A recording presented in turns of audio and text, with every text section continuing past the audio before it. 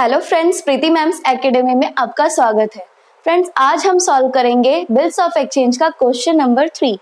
Friends, last video में हमने solve किया था क्वेश्चन नंबर 2, जिसमें हमने लिया था ऐसा क्वेश्चन जिसमें ड्रॉवर ने बिल्स डिस्काउंट किया था बैंक में, और लास्ट में ड्रॉवी क्या करता है, बिल को रिटायर्ड कर देता है। अब हम आज ये क्वेश्चन जो हम करने वाले हैं उसमें हमने लिया है कि बिल ड्रॉवर ने डिस्काउंट किया है बैंक में, लेकिन लास्ट में ड्रॉवी इंसॉल्वेंट हो जाता है। तो ये क्वेश्चन आज हम सॉल्व करने वाले हैं। तो चलिए शुरू करते हैं। तो फ्रेंड्स, सबसे पहले हम क्वेश्चन को पढ़ लेते हैं।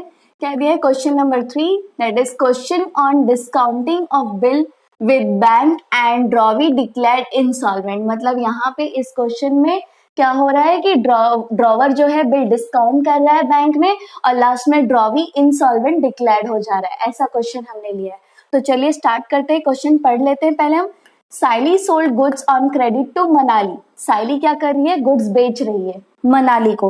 तो साइली कौन हो गई, ड्रॉवर। जो गुड्स बेचता है वो कौन है, ड्रॉवर। किसको बेच रही है वो, मनाली को। तो मनाली कौन है, ड्रॉवी। आगे देखते हैं, मनाली ऑफ रुपीज 40,000 का गुड सोल्ड हुआ है। Saili draws a bill on Manali for 4 months। 4 months के लिए साइली ने बिल ड्रॉ किया मनाली पे for the amount due. Manali accepted the bill and return it to Saili. आगे क्या दिया, after a month Saili discounted the bill with her bank at 12% per annum on due date. Bank inform, on due date, यानी कि यहाँ तक आपका question. ये यहाँ पे क्या हो रहा है कि साइली क्या कर रही है, बिल डिस्काउंट कर रही है बैंक में 12% डिस्काउंट भर के। उसके आगे क्या हो रहा है, ड्यू डेट के दिन बैंक इन्फॉर्म कर रहा है साइली को कि बिल डिसऑनर्ड हो गया है। आगे क्या हो रहा है, and bank paid the noting charges 300, और बैंक ने बिल डिसऑनर्ड हुआ इसलिए नोटिंग चार्जेस भी भरा है 300। नोटिंग चार्जेस क्या होता है, मैंने ऑलरेडी आपको लास्ट वीडियो में बताया था, और आपको इंट्रोडक्शन के वीडियो में भी मैंने बताया है। तो आगे देखते हैं, Manali requested Saili to renew the bill. Sally agreed on condition that Manali should pay rupees 20,000 in cash along with noting charges and accept a new bill for the balance amount with interest at 15% per annum for 3 months. यानी कि यहाँ पे क्या हो रहा है, bill renew हो रहा है। तो बिल रिन्यूअल के केस में कितनी एंट्रीज होती है, 4 एंट्रीज होती है। तो ये हम जब सम सॉल्व करेंगे तब मैं आपको बताऊंगी अच्छे से। आगे क्या है, this arrangements were carried through before the due date Manali was declared insolvent. अब यहाँ पे क्या हुआ, न्यू बिल ड्रॉ होने के बाद ड्यू डेट के पहले, न्यू बिल का ड्यू डेट के पहले ही मनाली क्या हो गई, इंसॉल्वेंट हो गई। मनाली कौन है, ड्रॉवी। तो ड्रॉवी इंसॉल्वेंट हो गई। आगे क्या है, and only 40% of the amount could be recovered from her estate as final settlement. यानी कि मनाली लास्ट में इंसॉल्वेंट हो गई, और लास्ट में फाइनल सेटलमेंट के तौर पे, यानी कि उसकी जो भी प्राइवेट प्रॉपर्टी थी उसको बेचने के लिए, या फिर उसमें से जितना भी कैश निकल रहा है वो बिल का सिर्फ 40% ही निकल पा रहा है। यानी कि बाकी का 60% जो है वो साइली के लिए लॉस हो जाएगा, बैड डेब्ट्स हो जाएगा। तो चलिए ये हम जनरल एंट्री स्टार्ट करते हैं इसका। यहाँ पे आपको बोला क्या है, pass journal entries in the book of Saili. Saili के बुक में आपको जनरल एंट्रीज पास करना है। यहाँ बोला है साइली का बुक बनाने के लिए, लेकिन फिर भी मैं आपको दोनों की जनरल एंट्रीज पास करके दिखाऊंगी। ये है साइली का बुक, यहाँ पे हम journal entries in the books of Saili pass करेंगे, और ये मैंने बनाया है मनाली का बुक यानी ड्रॉवी का बुक। तो यहाँ पे हम journal entries in the book of drawee वो पास करेंगे। ठीक है, मैंने दोनों का ही बुक ड्रॉ कर लिया है, क्योंकि एग्जाम में आपको दोनों की बुक्स भी दोनों की बुक के एंट्रीज भी पास करने के लिए बोल सकते हैं। ओके, तो चलिए हम स्टार्ट करते हैं क्वेश्चन सॉल्व करना।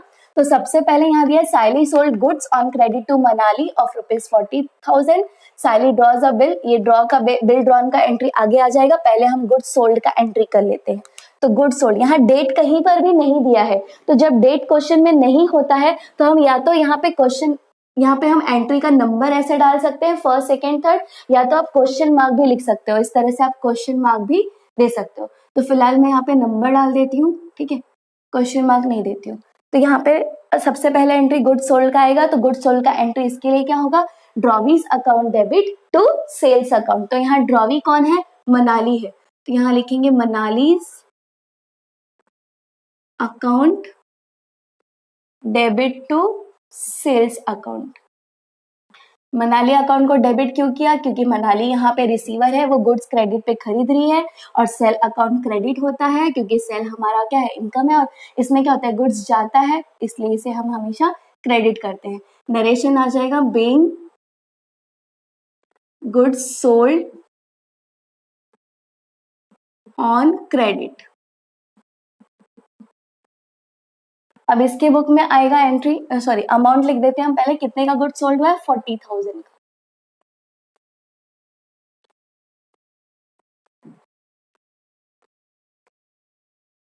अब इसकी बुक में एंट्री आ जाएगा, यहाँ पे भी हम नंबर 1 डाल देते हैं। तो ये परचेस का एंट्री करेगी, तो परचेस का एंट्री क्या होता है, यहाँ पे purchase account debit, purchase account को हम हमेशा डेबिट करते हैं क्योंकि परचेस हमारा क्या है, परचेस करते वक्त गुड्स हमारे पास आता है, तो जब गुड्स आता है तो हम डेबिट करते हैं। टू साइली अकाउंट, क्योंकि यहाँ गिवर कौन है, साइली, साइली गुड्स हमें दे रही है क्रेडिट पे, तो गिवर हो गई। नरेशन आ जाएगा being goods purchased on credit. Amount है गुड्स का 40,000। ओके, आगे बढ़ते हैं। अब हम आगे दिया है साइली draws a bill on Manali for 4 months for the amount due and Manali accept the bill and return it to साइली। यहाँ तक हमने पढ़ लिया, ठीक है। तो यहाँ पे क्या हो रहा है, साइली बिल ड्रॉ कर रही है मनाली के ऊपर, मनाली उसको एक्सेप्ट करके रिटर्न साइली को दे रही है। तो जब साइली के पास रिटर्न बिल आ जाएगा, जब वो साइन करके एक्सेप्टेड करके इसको दे देगी, तो ये क्या एंट्री पास करेगी, बिल का एंट्री पास करेगी। बिल का एंट्री क्या होता है, bill receivable account debit to Manali's account.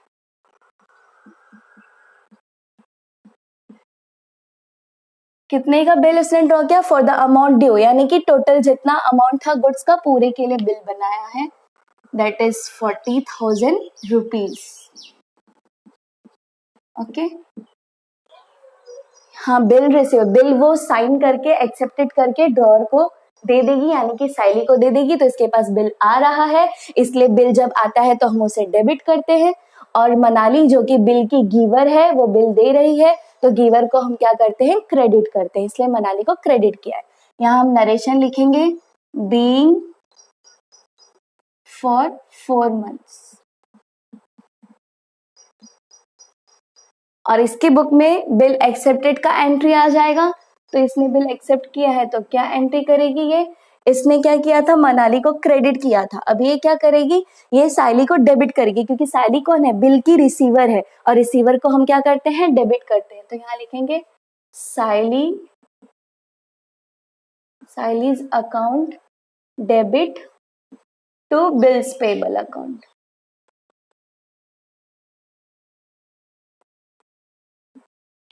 Bill इसके पास से साइन होके जा रहा है, एक्सेप्टेड होके, तो जाता है तो हम क्रेडिट करते हैं, तो इसलिए इसने बिल को क्रेडिट किया है। यहाँ नरेशन लिखेंगे बेइंग फॉर 4 months, अमाउंट है बिल का 40,000। ओके, अब आगे देखते हैं हम क्या दिया है। फ्रेंड्स, सबसे पहले तो अगर आपने ये जनरल एंट्रीज अभी तक नहीं पढ़ा है तो प्लीज उसे पढ़ लीजिए। जो हमारा बिल्स ऑफ एक्सचेंज का सेकंड वीडियो है जिसमें मैंने सारे जनरल एंट्रीज एक्सप्लेन किए हैं, उसे प्लीज देखिए और आप सारे जनरल एंट्रीज को पढ़ लीजिए, क्योंकि एग्जाम में इतना टाइम नहीं होता है कि हम सोच सोच के लिखें कि क्या डेबिट हो रहा है, क्या क्रेडिट हो रहा है, debit what comes in, credit what goes out, ये सब इतना टाइम नहीं होता है। तो आप उसे पढ़ लेंगे अच्छे से तो ज्यादा बेटर है, आप सब जल्दी जल्दी सॉल्व कर पाएंगे। ओके, तो आगे हम देखते हैं क्वेश्चन क्या दिया है। After return it. Okay. After a month, Saili discounted the bill with her bank at 12% per annum. तो यानी कि साइली क्या कर रही है, बिल डिस्काउंट कर रही है बैंक में। तो जब बिल डिस्काउंट करता है ड्रॉअर, तो वो अपने बुक में क्या एंट्री पास करता है, यहाँ लिखते हैं हम थर्ड एंट्री नंबर 3। इसके बुक में जब बिल डिस्काउंट करता है ड्रॉअर, तो ड्रॉअर को बैंक से पैसा मिलता है और बैंक क्या करता है, डिस्काउंट चार्ज करता है। तो ड्रॉअर को पैसा मिल रहा है, तो ड्रॉअर के पास कैश आ रहा है, कैश आता है तो हम कैश को क्या करते हैं, डेबिट करते हैं। तो हम लिखेंगे कैश अकाउंट डेबिट, और इसके पास से डिस्काउंट भी इसके कैश में से जितने का भी बिल इसने डिस्काउंट किया है उसमें से कुछ अमाउंट डिस्काउंट चार्ज करता है बैंक, जैसे कि यहाँ बोला है 12% डिस्काउंट चार्ज कर रहा है, तो ये 12% जो डिस्काउंट चार्ज करता है बैंक वो इसके लिए क्या है, ड्रॉअर के लिए लॉस है। तो लॉस को क्या करते हैं, डेबिट करते हैं हम, इसलिए ये डिस्काउंट को डेबिट करेगा। तो यहाँ मैं लिख देती हूँ डिस्काउंट अकाउंट डेबिट, और इसके पास से क्या चला जाएगा, बिल चला जाएगा। किसके पास चला जाएगा, बैंक के पास। तो बिल जा रहा है इसके पास, इसलिए बिल को क्रेडिट कर देंगे। तो बिल रिसीवेबल अकाउंट, बिल अभी यहाँ पे 12% डिस्काउंट चार्ज हो रहा है, तो इसको हमें कैलकुलेट करना पड़ेगा। तो आइए हम यहाँ पे सॉल्व करते हैं इसका। वर्किंग नोट नंबर 1 में हम डिस्काउंट कैलकुलेट करेंगे, कैलकुलेशन ऑफ डिस्काउंट। अब यहाँ कैलकुलेशन ऑफ डिस्काउंट, अब यहाँ पे बिल का अमाउंट कितना था 40,000 और कितना परसेंट डिस्काउंट कहा गया है 12%, और कितने मंथ्स के लिए, ये ध्यान से देखें यहाँ ये बिल डिस्काउंट कब कर रही है, after a month Saili discounted the bill. ये जो वर्ड लिखा है ना आफ्टर अ मंथ, ये बहुत इंपॉर्टेंट है। बिल कितने मंथ्स के लिए ड्रॉ हुआ था, 4 मंथ्स के लिए ड्रॉ हुआ था, लेकिन साइली ने जिस दिन बिल ड्रॉ हुआ है उसी दिन उसने डिस्काउंट नहीं किया बैंक में जाके, उसने 1 मंथ के बाद डिस्काउंट किया, आफ्टर अ मंथ। यानी कि 4 मंथ में से अगर 1 मंथ हम माइनस कर दे तो कितना मंथ बचता है, 3 मंथ्स, यानी कि 3 मंथ्स के लिए ही डिस्काउंट किया है। तो यहाँ पे हम 3 लेंगे। समझ में आया 3 हमने क्यों लिया, क्योंकि यहाँ पे आफ्टर अ मंथ उसने 1 महीने के बाद डिस्काउंट किया है बिल को साइली ने। अगर वो जिस दिन बिल ड्रॉ हुआ है उसी दिन डिस्काउंट कर देती तो हम 4 मंथ लेते, लेकिन उसने 1 मंथ अपने पास ही रखा बिल को और उसके बाद डिस्काउंट किया, इसलिए हम 4 में से 1 मंथ माइनस कर देंगे तो बचा 3 मंथ्स। तो यहाँ पे हम ले लेंगे 3/12, total number of months is 12, तो नीचे हमने 12 ले लिया, 12 गेट्स कैंसिल, 0 0 कैंसिल, तो आ गया कितना 1200। तो ये हो गया अमाउंट डिस्काउंट का, ठीक है। तो यहाँ पे हम लिख देंगे डिस्काउंट कितना आ रहा है 1200, और बाकी अब जो 40,000 में से 1200 हम माइनस करके जो अमाउंट बचेगा वो इसके कैश अकाउंट में डाल देंगे, ठीक है, कैश। और बिल कितने का था 40,000 का, 40,000 में से 1200 माइनस करेंगे तो कितना आ गया 38,800, ओके 38,800। अब यहाँ पे नरेशन क्या आ जाएगा,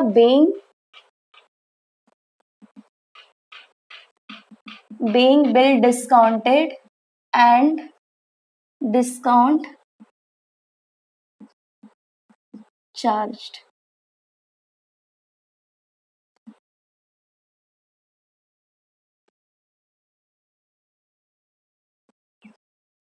ओके अब ये बिल डिस्काउंटेड का एंट्री इसके बुक में आ गया, क्या इसके भी बुक में आएगा, नहीं आएगा। ये तो हमने ऑलरेडी हम जानते हैं, पहले के वीडियोस में हमने ऑलरेडी पढ़ा है कि डिस्काउंटेड बिल का एंट्री सिर्फ ड्रॉअर के बुक में होता है, ड्रॉवी के बुक में नहीं होता, क्योंकि यहाँ पे ट्रांजेक्शन ड्रॉअर और बैंक के बीच में हो रहा है।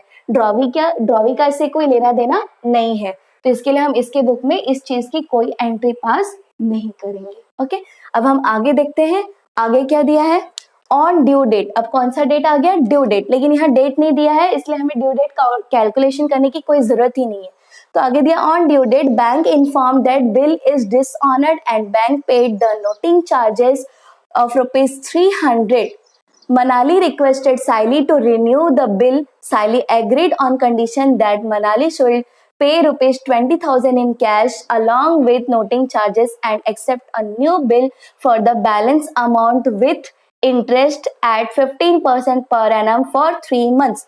यहाँ तक हमने पढ़ लिया, और ये यहाँ से लेके यहाँ तक जो आपको क्वेश्चन में दिया है वो कुछ नहीं है, बल्कि ये बताया है कि बिल रिन्यू हो रहा है। मनाली ने रिक्वेस्ट किया बिल रिन्यू करने के लिए, पुराना वाला बिल उसने डिसऑनर्ड कर दिया।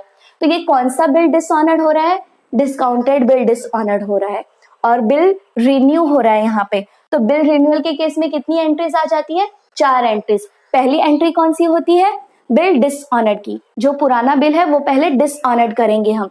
तो यहाँ तो बोल भी दिया है on due date the bank inform bank inform that bill is dishonoured. अगर ये नहीं भी कहा होता, डायरेक्ट कहा होता कि बिल रिन्यू करने के लिए कह रही है मनाली, तो भी हम डिसऑनर्ड का एंट्री पहले पास करते हैं, क्योंकि जब भी बिल रिन्यू होगा तो पुराना वाला बिल हम पहले क्या करते हैं, डिसऑनर्ड। उसके बाद सेकेंड एंट्री क्या पास होता है, इंटरेस्ट चार्ज का। अगर ड्रॉअर ने इंटरेस्ट चार्ज किया है तो देखिए यहाँ पे इंटरेस्ट भी चार्ज हो रहा है 15% इंटरेस्ट, तो ये वाला भी एंट्री आ जाएगा। फिर थर्ड एंट्री होता है पार्ट पेमेंट का, यानी कि ड्रॉअर बोलता है ड्रॉवी को कि कुछ ठीक है, बिल का पूरा पैसा आप अभी नहीं दे पा रहे हो, ड्यू डेट के दिन नहीं दे पा रहे हो, डिसऑनर्ड कर दिया बिल, ठीक है, लेकिन कुछ अमाउंट आपको कैश में देना होगा। तो देखिए यहाँ पे 20,000 साइली मांग रही है मनाली से, तो ये जो 20,000 रुपीज ये जो है ये है पार्ट पेमेंट, यहाँ मैं पीपी लिख देती हूँ, मीन्स पार्ट पेमेंट। तो ये पार्ट पेमेंट की एंट्री आपकी थर्ड एंट्री होगी बिल्स रिन्यूअल के केस में। और दूसरा उसके बाद जो फोर्थ एंट्री होगा वो होगा न्यू बिल ड्रॉन का एंट्री। मतलब टोटल रिन्यूअल के केस में टोटल कितने एंट्रीज होते हैं, 4 एंट्रीज होते हैं। पहला dishonoured of the old bill, second interest charge, and third will be of part payment, और फोर्थ न्यू बिल ड्रॉन। तो एक एक करके हम एंट्री पास करते हैं, लेकिन हम पढ़ के पास करेंगे, ठीक है, क्योंकि कुछ ना कुछ इसमें इंफॉर्मेशन दिया होता है, तो हम पढ़ेंगे पहले और फिर पास करेंगे। तो सबसे पहले तो ओल्ड बिल डिसऑनर होता है, तो ओल्ड बिल जब डिसऑनर होगा तो पहले हम देखेंगे सबसे पहले कि कौन सा टाइप का बिल डिसऑनर हो रहा है। तो ये डिस्काउंटेड बिल था जो कि डिसऑनर्ड हो रहा है, तो डिस्काउंटेड बिल डिसऑनर्ड की एंट्री हम पास करेंगे। यहाँ पे मैं फोर्थ का फर्स्ट लिख देती हूँ, क्योंकि हम रिन्यूअल का एंट्री पास कर रहे हैं, तो फोर्थ में 4 एंट्रीज आएगी। तो सबसे पहले होगा डिस्काउंटेड बिल डिसऑनर्ड का एंट्री। तो जब डिस्काउंटेड बिल डिसऑनर्ड होता है तो एंट्री आ जाता है ड्रॉवीज अकाउंट डेबिट। ड्रॉवी कौन है, Manali's account debit to bank account. अब यहाँ पे डिस्काउंटेड बिल डिसऑनर हो रहा है, तो हम यहाँ पे सिर्फ बिल का अमाउंट ही नहीं लिखेंगे, नोटिंग चार्जेस भी भरा था बैंक में 300, बैंक ने भरा था नोटिंग चार्जेस 300, तो वो वाला अमाउंट हम बिल के अमाउंट के साथ ऐड करके लिखेंगे। तो बिल का अमाउंट कितना था, 40,000 था, और 40,000 में वो जो 300 नोटिंग चार्जेस बैंक ने भरा था वो हम ऐड करेंगे। ये बात मैंने ऑलरेडी आपको पहले भी समझाया है जनरल एंट्री समझाने के टाइम, कि जब डिस्काउंटेड बिल डिसऑनर होता है तो अमाउंट में हम नोटिंग चार्जेस भी ऐड करके लिखते हैं। तो अब हम यहाँ पे नरेशन लिखेंगे, और यहाँ पे बैंक क्रेडिट होगा, क्योंकि बैंक क्या हो रहा है, फिर से हमारा क्रेडिटर बन जा रहा है, क्योंकि बैंक को ड्रॉवी ने ड्यू डेट के दिन पैसा नहीं दिया, तो अब बैंक किसको पकड़ेगा, ड्रॉअर को ही पकड़ेगा अपना पैसा मांगने के लिए, राइट, क्योंकि बिल ड्रॉअर ने डिस्काउंट करवाया था बैंक से, इसलिए। तो अब यहाँ पे अब ये नरेशन आ जाएगा, बीइंग डिस्काउंटेड बिल डिसऑनर्ड।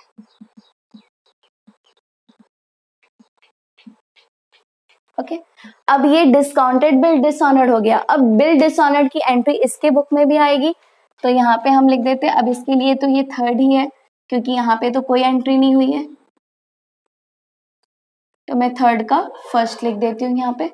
तो यहाँ पे कोई भी किसी भी तरह का, चाहे वो डिस्काउंटेड बिल हो, चाहे वो रिटेन बिल हो, चाहे वो एंडोर्स्ड बिल हो, या चाहे वो bill send to bank for collection हो, किसी भी तरह का बिल डिसऑनर्ड होगा तो एंट्री एक ही आएगा। क्या एंट्री आएगा, bills payable account debit noting charges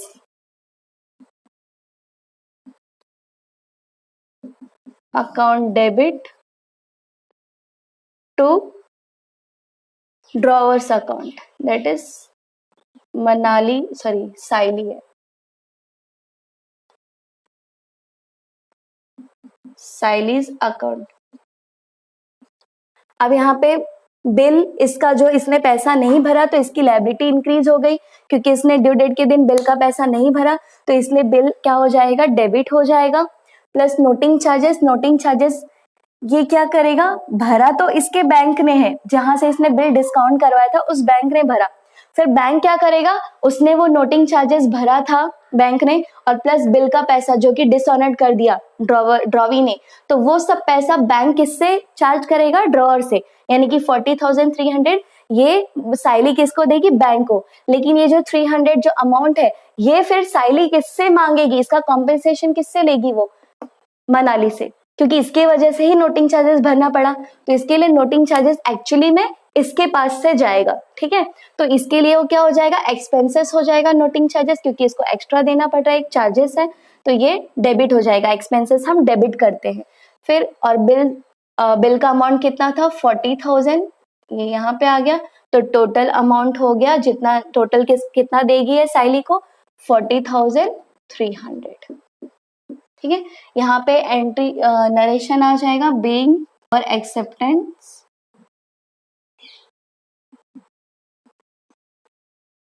dishonoured.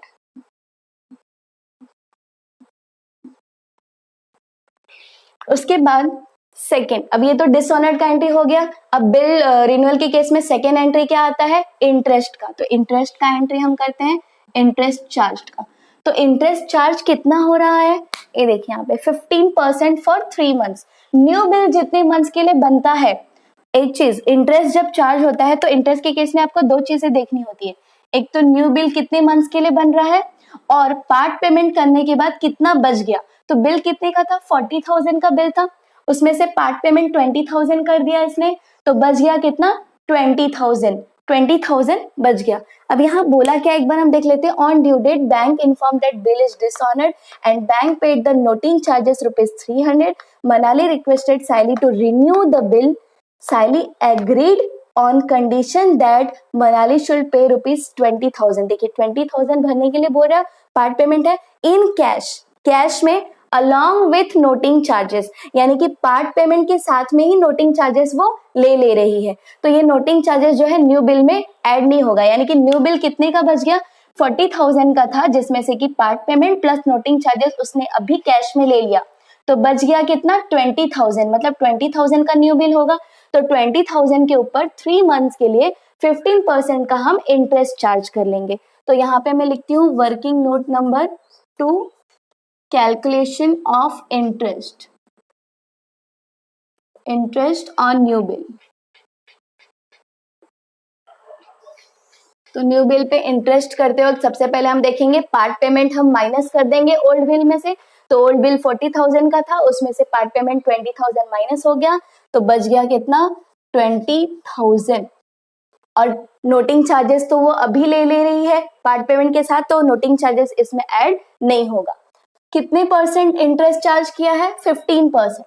तो यहाँ पे 15/100, और कितने मंथ्स के लिए, जितने मंथ्स के लिए न्यू बिल ड्रॉ होगा उतने मंथ्स के लिए ही हम इंटरेस्ट चार्ज करेंगे, क्योंकि यहाँ पे दिया है पर एनम, 15% पर एनम, पूरे साल का 15% है, तो 3 मंथ्स का हमें निकालना है। 3 मंथ्स का कितना होगा, हम इसे कैलकुलेट कर लेंगे। तो यहाँ पे आ जाएगा 750 रुपीज, ओके। तो ये हो गया इंटरेस्ट का अमाउंट आ गया 750। तो अब ये इंटरेस्ट चार्ज का एंट्री पास करेगा, अभी इंटरेस्ट ले नहीं रहा है, सिर्फ चार्ज कर रहा है इसके ऊपर, ठीक है। तो इंटरेस्ट चार्ज का एंट्री क्या आ जाएगा, Manali account debit to interest account. Manali यहाँ पे इंटरेस्ट के लिए डेटर है, मनाली से इंटरेस्ट देने वाली है, तो इसलिए मनाली अकाउंट को डेबिट करेंगे, क्योंकि उसके ऊपर इंटरेस्ट का कर्ज है, ठीक है। और इंटरेस्ट इसके लिए क्या है, ड्रॉवर के लिए क्या है, इनकम है, इसलिए इंटरेस्ट को क्रेडिट करेगी। तो इंटरेस्ट का अमाउंट कितना आ गया, 750 रुपीज। तो यहाँ पे हम लिख देंगे 750 रुपीज, और यहाँ पे लिखेंगे बीइंग इंटरेस्ट चार्ज।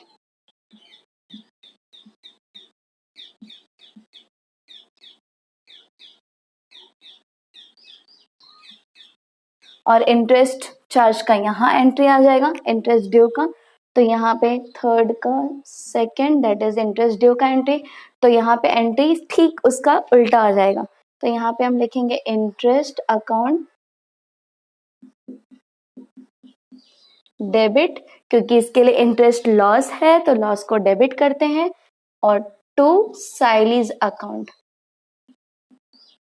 क्योंकि इसके ऊपर किसका कर्ज है, साइली का, ये साइली को देगी इंटरेस्ट का पैसा, तो यहाँ साइली क्रेडिटर है, ठीक है, तो इसके लिए साइली को क्रेडिट करेंगे। अमाउंट कितना है इंटरेस्ट का, 750 रुपीज, यहाँ हमने लिख दिया। और यहाँ नरेशन आएगा being interest charged, sorry interest due, being interest due. उसके बाद नेक्स्ट एंट्री, रिन्यूअल के केस में नेक्स्ट एंट्री आता है पार्ट पेमेंट का। तो यहाँ पार्ट पेमेंट 20,000 ले रहा है along with in cash, along with noting charges, यानी कि नोटिंग चार्जेस के साथ में। तो ये जो नोटिंग चार्जेस भी ऐड करके लिखना है आपको पार्ट पेमेंट के एंट्री में। तो यहाँ पे हम लिखेंगे पार्ट पेमेंट का एंट्री। पार्ट पेमेंट में क्या होता है, ड्रॉअर को कैश मिलता है, तो ये कैश अकाउंट क्या करेगा, डेबिट, क्या करेगी, डेबिट करेगी, cash account debit to, giver कौन है, कैश दे कौन रही है, मनाली दे रही है, तो to Manali account, Manali's account, Manali इसको क्रेडिट कर देगी। कितना अमाउंट मिल रहा है इसको पार्ट पेमेंट में, 20,000, और इंटरेस्ट, सॉरी इंटरेस्ट नहीं, नोटिंग चार्जेस इसमें हमें ऐड करना है। तो नोटिंग चार्जेस कितना था, 300 था, तो यहाँ पे हम लिख देंगे 20,300, 20,300। अब यहाँ पे नरेशन आ जाएगा बीइंग पार्ट पेमेंट रिसीव्ड। अब पार्ट पेमेंट का एंट्री इसके पास भी आएगा, क्योंकि ये कैश दे रही है पार्ट पेमेंट के टाइम, तो यहाँ से कैश जा रहा है, यहाँ पे क्या एंट्री आ जाएगा, इसके पास से कैश जा रहा है तो कैश तो क्रेडिट होगा, और यहाँ पे कैश ले कौन रहा है, साइली ले रहा है, सॉरी साइली ले रही है, तो साइली को हम क्या कर देंगे, साइली रिसीवर है तो साइली को हम क्या कर देंगे, डेबिट कर देंगे, Saili's account debit to cash account. कितना, 20,300, ये 20,300। और एक चीज मैंने आपको यहाँ पे मैंने लिखा नहीं, आपको ये ऐड करना होगा कि आपने इसमें नोटिंग चार्जेस का भी अमाउंट ऐड किया है। तो being part payment received along with noting charges, noting charges क्या होता है मैंने आपको ऑलरेडी अर्लियर वीडियो में समझाया है, आप वहां से देख सकते हैं। और यहाँ पे नरेशन क्या आ जाएगा, being along with noting charges,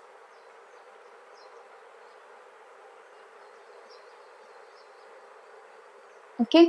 तो ये हो गया पार्ट पेमेंट का एंट्री दोनों की बुक में। अब नेक्स्ट एंट्री क्या आता है रिन्यूअल के केस में, न्यू बिल ड्रॉन का। तो जो न्यू बिल ड्रॉ हो रहा है वो कैसे हो रहा है, for and accept a new bill for the balance amount with interest. यहाँ पे ये जो इंटरेस्ट चार्ज हुआ था, ये अमाउंट उसने यहाँ लिया नहीं था, सिर्फ चार्ज किया था, तो ये अमाउंट लेगा कब, वो न्यू बिल के साथ में। तो न्यू बिल में हम ये वाला भी अमाउंट ऐड करके लिखेंगे, ओके। तो हम यहाँ न्यू बिल का एंट्री पास करेंगे। न्यू बिल का एंट्री क्या होगा, जो कि बिल ड्रॉन का बिल का एंट्री होता है। तो यहाँ पे आ जाएगा बिल रिसीवेबल, ये सेम एंट्री हो जाएगा जो बिल का एंट्री होता है बिल ड्रॉन का, bill receivable account debit to Manali's account. कितने का न्यू बिल ड्रॉ हुआ है, पुराने बिल का अमाउंट था 40,000, जिसमें से कि उसने 20,000 पार्ट पेमेंट दे दिया और नोटिंग चार्जेस भी 300 का दे दिया, तो बच गया कितना, 20,000। और इस न्यू बिल के साथ हमें इंटरेस्ट का अमाउंट भी ऐड करके देना है, तो फिर बिल का अमाउंट हो गया 20,750 रुपीज, 20,750 रुपीज, ओके। ये हो गया बिल का अमाउंट। यहाँ पे हम नरेशन लिखेंगे, being new bill drawn for how many months, 3 months, 3 months along with interest, along with interest.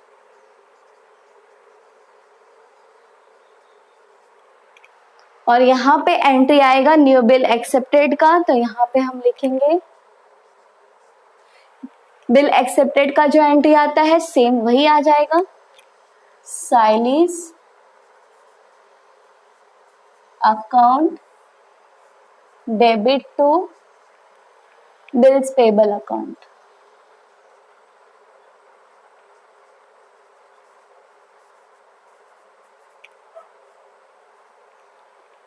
कितने का बिल है? 20,750, 20,750। यहाँ नरेशन आ जाएगा being new bill accepted for 3 months along with interest।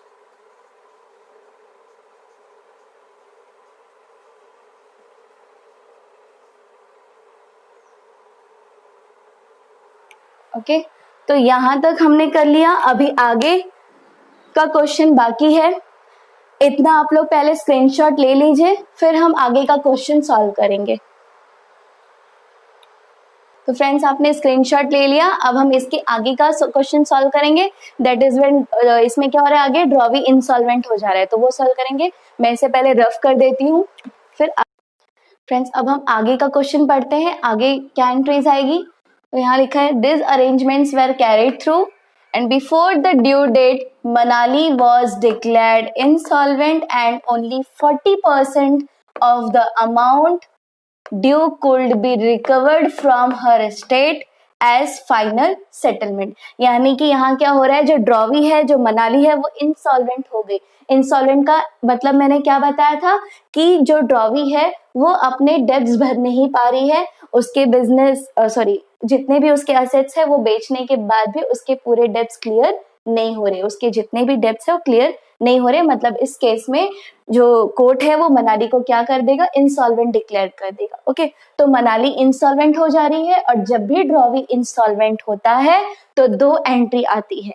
एक पहली एंट्री होती है डिसऑनर ऑफ द बिल, यानी कि मनाली ने क्या किया, वो इंसॉल्वेंट हो गई, मतलब वो बिल का पूरा अमाउंट तो नहीं दे पाएगी, तो इस केस में बिल क्या हो जाएगा, डिसऑनर्ड हो जाएगा। तो पहला एंट्री होता है बिल डिसऑनर्ड का, और सेकंड एंट्री आएगा फाइनल सेटलमेंट का। यानी कि जो ड्रॉवर है वो क्या करेगा कि जितना भी ड्रॉवी के जो प्रॉपर्टी है, जितनी भी प्रॉपर्टी है, जो भी है, उसमें से अपने जो भी उसके डेप्ट है उसको वो कॉम्पेंसेट करने की कोशिश करेगा कि कैसे भी अपने डेप्ट को वो रिकवर कर सके। तो मनाली के पूरे प्रॉपर्टी में से साइली ने कितना रिकवर कर पाया, 40% ही रिकवर कर पाया, यानी कि 60% का उसको क्या हो गया, लॉस हो गया। तो न्यू बिल हमारा कितने का था, 20,750 का था, तो 20,750 का 40% ही रिकवर किया मनाली ने, बाकी 60% का क्या हो गया, लॉस हो गया। Okay, only 40% of the amount due could be recovered from her estate as final settlement. तो इसका हम एंट्री पास कर लेते हैं। तो सबसे पहले इस केस में डिसऑनर्ड का एंट्री पास होगा। अब जो लास्ट यहाँ पे एंट्री था वो था नंबर 4। अब हम यहाँ पे नंबर 5 लिख देते हैं। नंबर 5 का first entry that will be dishonoured in the case of drawee's become insolvent. तो यहाँ पे एंट्री क्या आ जाएगा, ये कौन सा बिल डिसऑनर्ड था पहले हम वो चेक करेंगे। तो ये कौन सा बिल डिसऑनर्ड था, जो न्यू बिल ड्रॉ हुआ था उसे कुछ भी नहीं किया ड्रॉर ने, कहीं नहीं लिखा था कि ड्रॉर ने उसे डिस्काउंट या कुछ भी किया है। यानी कि हम जब कुछ नहीं लिखा होता है तो हम क्या मान लेते हैं कि वो बिल क्या है, रिटेन्ड है। जो पुरानी वाली बिल थी वो वाला बिल डिस्काउंट किया था साइली ने, लेकिन जो न्यू बिल फिर से ड्रॉ हुआ रिन्यूअल के टाइम पे वो वाला बिल डिस्काउंट नहीं किया था, कुछ नहीं किया था उसे, यानी कि वो कौन सा बिल होगा, रिटेन्ड बिल होगा। तो रिटेन्ड बिल डिसऑनर्ड का एंट्री हम पास करेंगे। रिटेन्ड बिल डिसऑनर्ड का एंट्री क्या होगा, मनालीज अकाउंट डेबिट, चाहे कोई भी टाइप का बिल डिसऑनर्ड हो, डेबिट में हमेशा ड्रॉवी रहेगा। तो Manali's account debit to bill receivable account.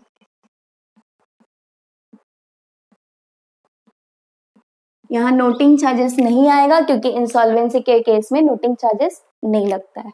Okay, अब यहाँ Manali account debit to bill receivable account. अब बिल कितने का डिसऑनर्ड हो रहा है, जो न्यू वाला बिल था उसका अमाउंट कितना था, 20,750।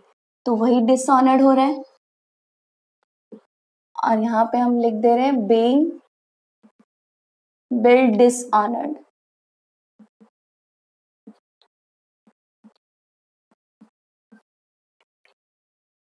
और इसके बुक में एंट्री आ जाएगा, इसके लिए वो फोर्थ एंट्री था, फोर्थ का फर्स्ट एंट्री। तो जब जब बिल डिसऑनर्ड होगा, ड्रॉवी की बुक में हमेशा डेबिट में बिल्स पेबल होगा, क्योंकि इसकी लायबिलिटी बढ़ जा रही है, इसने बिल का पेमेंट नहीं किया। Bill payable account debit, noting charges नहीं आएगा, टू साइलीज अकाउंट।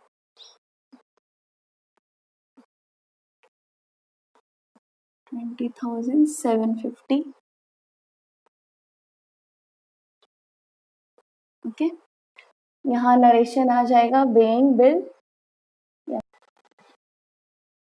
ओके, तो ये पहले हमने डिसऑनर्ड का एंट्री पास कर दिया, अब फाइनल सेटलमेंट का एंट्री आएगा। तो फाइनल सेटलमेंट का एंट्री करने के लिए हम सबसे पहले देख लेंगे कि 40%, यानी कि बिल जितने का था उसका 40% कितना होता है, क्योंकि 40% ही रिकवर्ड हो रहा है। तो मैं इसका कैलकुलेशन यहाँ कर देती हूँ।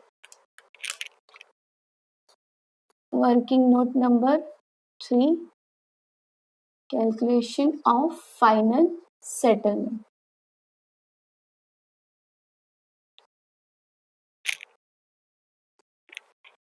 अमाउंट क्या था बिल का, 20,750 इंटू 40% रिकवर हुआ है, तो इसका हम 40% निकाल लेंगे।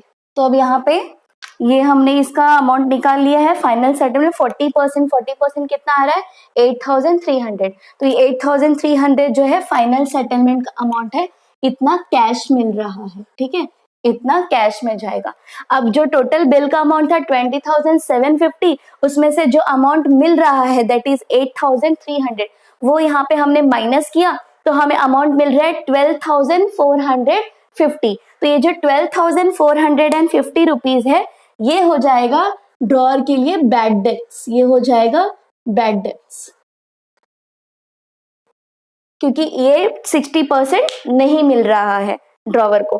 तो अब हम इसकी एंट्रीज पास कर लेते हैं। There will be the last entry of final settlement. तो फाइनल सेटलमेंट की एंट्री ड्रॉअर की बुक में क्या आती है, cash account debit,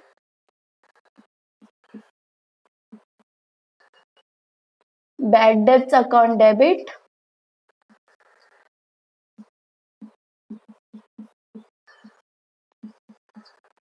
to Manali's account.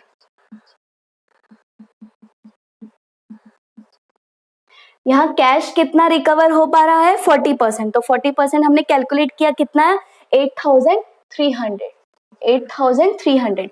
और बैड डेब्स जितना नहीं रिकवर हुआ, 40% रिकवर हो गया, तो 60% का क्या हो गया, लॉस हो गया। तो लॉस को क्या बोलते हैं, बैड डेब्स, ठीक है, बैड डेब्स। तो कितना जाएगा, ये 60%, मतलब 8,300 बिल के अमाउंट में से माइनस किया, तो अमाउंट आ गया 12,450, 12,450। और टोटल जो जितना पैसा देना था मनाली को, कितना था, 20,750। हमेशा ये चीज आप याद रखना, यहाँ का टोटल और यहाँ का टोटल, डेबिट का और क्रेडिट का इक्वल होना चाहिए। तो इसको जब हम टोटल करेंगे तो इतना आना चाहिए। अब हम यहाँ पे नरेशन लिखेंगे, बीइंग ड्रॉवी, ड्रॉवी कौन है, यहाँ पे मैं ब्रैकेट में लिख दे रही हूँ, मनाली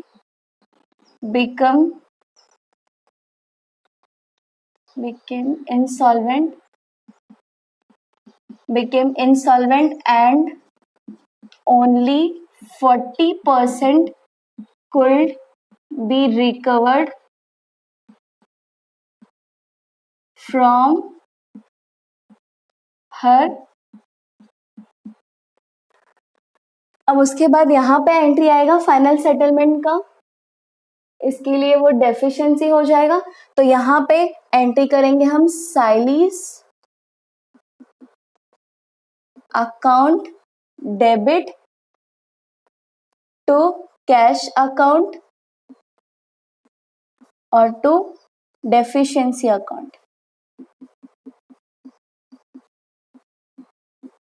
साइली अकाउंट को डेबिट इसलिए करें, साइली को इतना अमाउंट मिलना था तो फिर इसके लिए वो इसकी रिसीवर होगी, तो यहाँ पे हम साइली के अकाउंट को डेबिट कर देंगे टू कैश अकाउंट। कैश कितना जा रहा है इसके पास से 8300, तो ये कैश इतना जा रहा है इसलिए कैश को हम इतना अमाउंट को क्रेडिट करेंगे, और बाकी जो नहीं दे पाई और इसकी डेफिशिएंसी हो गई, इसकी नाकाबिलियत हो गई, तो वो डेफिशिएंसी अकाउंट में ट्रांसफर हो जाएगा। और डेफिशिएंसी मतलब इतना पैसा इसे नहीं देना पड़ा, कितना नहीं देना पड़ा 12,450, इतना अमाउंट इसे नहीं देना पड़ा, तो इसके लिए क्या हो गया, फायदा हो गया, इनकम हो गया, तो इसीलिए इसको ये क्या करेगी, डेफिशिएंसी को क्रेडिट कर देगी अपने अकाउंट में।